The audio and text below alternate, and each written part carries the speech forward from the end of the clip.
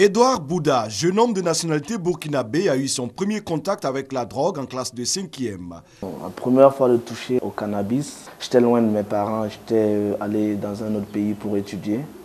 Et c'est là que j'ai fait la connaissance de certains amis qui consommaient et qui m'ont proposé. Et c'est comme ça que je suis tombé dedans. N'en pouvant plus de voir leur progéniture totalement addict à la drogue et psychologiquement instable, ses parents, sous conseil de certains médecins au Burkina Faso, le conduisent en Côte d'Ivoire, plus précisément à la Croix-Bleue à Diamé-Williamsville dans le district d'Abidjan.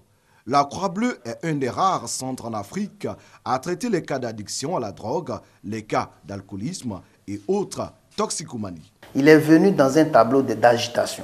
On a essayé de le tranquilliser en lui administrant des soins. On retrouve un peu maintenant une guérison qu'on escomptait. Dans le cas de l'hospitalisation, l'idée, c'est d'abord d'éloigner le patient de sa source d'approvisionnement, mais deuxièmement, c'est de prévenir et de faire la prise en charge du syndrome de sevrage. La troisième partie, c'est la psychothérapie d'accompagnement pour prévenir justement la rechute à moyen terme, qui consiste à développer chez le patient une résilience pour qu'il puisse aborder ces substances-là sans que les substances aient une emprise sur lui.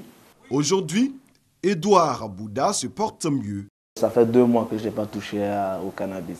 À la Croix-Bleue, les spécialistes de santé notent avec beaucoup d'inquiétude la jeunesse des patients drogués. L'âge d'initiation à ces substances-là a beaucoup baissé. Nous avons des cas de 11 ans, des cas de 12 ans dans la toxicomanie. Et puis, le sexe masculin va peut-être à la longue être rattrapé par le sexe féminin qui commence à s'y mettre aussi. Chose curieuse, quand ils arrivent, il y a des enfants même qui ne reconnaissent pas que ce qu'ils consomment, c'est dangereux pour leur santé. Des fois, ils discutent parce qu'ils disent que c'est des lèbres.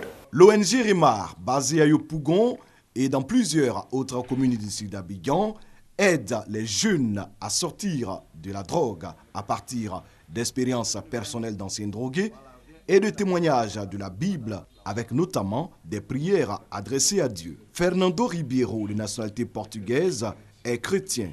Il est le responsable du centre. C'est un ancien consommateur de drogue dure. Je souffrais tout l'argent que j'ai à l'époque. Je me donne à la drogue. J'ai intérêt de voler une maison, un voisin et même le travail. J'ai perdu tout. J'ai eu l'opportunité de vivre une vie à l'aise. Ma maman, mon papa m'a donné une vie tranquille.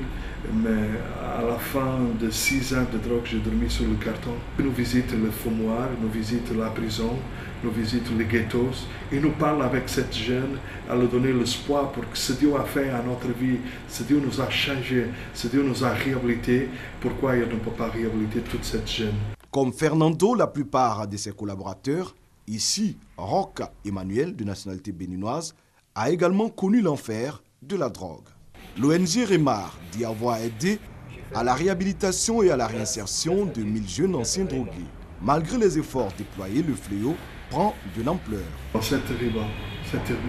De ghettos qui étaient une petite cabane, une petite maison, aujourd'hui sont exposés sur la route où le petit enfant de 6 ans, 7 ans, il passe pour partir à l'école. Aujourd'hui, cette ghettos nous voit de jeunes à partir de 12 ans jusqu'à 25 ans, 30 ans, de personnes qui sont complètement misérables et que si nous ne nous donnons pas la main, si nous ne nous donnons pas une avenue, ils vont rester jusqu'à la mort ou à la prison. Plus de 150 fumoirs, ces endroits clos où les consommateurs se retrouvent clandestinement pour s'autodétruire, ont été répertoriés à Abidjan. Dans les fumoirs, ils sont la somme avec laquelle tu viens, tu peux fumer tout sans être satisfait. Et quand tu vas sortir, c'est là encore que tu as encore plus l'envie encore de consommer. Et ces fumoirs sont désormais aux portes des lycées et collèges. Ça s'est passé avec moi. J'étais un consommateur de drogue. Et le dealer à l'époque m'a dit, ok Fernando, je te donne toute la quantité de drogue que tu veux pour consommer.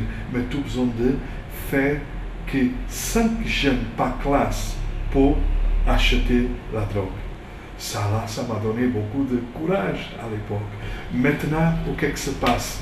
Fêtes, sortir, même à la plage, même à un anniversaire, c'est une bonne façon d'introduire la drogue. La drogue reste aujourd'hui un fléau dangereux et dévastateur pour la jeunesse, contre lequel les actions de lutte ne devraient jamais faiblir.